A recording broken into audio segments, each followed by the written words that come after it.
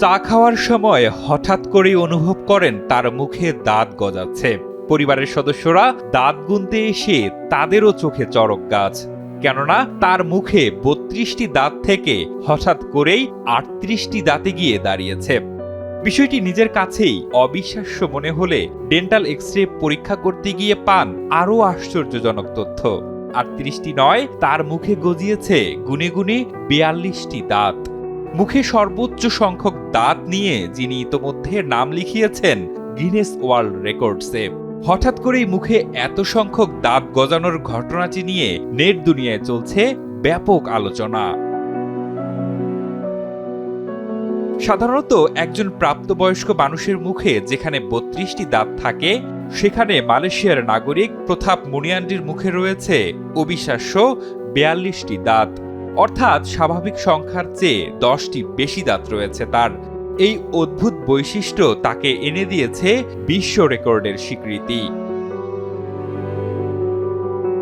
তেল ও গ্যাস শিল্পে প্রকৌশলী হিসেবে কাজ করা ৩৩ বছর বয়সী প্রতাপ মুনিয়ান্ডির মুখেই সর্বোচ্চ ৪২টি দাঁত রয়েছে।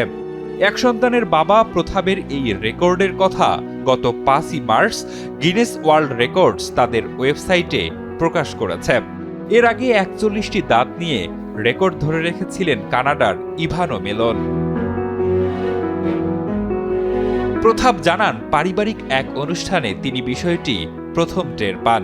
২০২১ সালে পরিবারের সঙ্গে চা পান করার সময় তিনি অনুভব করেন যে তার মুখে অতিরিক্ত কিছু দাঁত গজাচ্ছে। পরে পরিবারের সদস্যরা দাঁত গুনে দেখেন তার দাঁতের সংখ্যা ৩৮টি।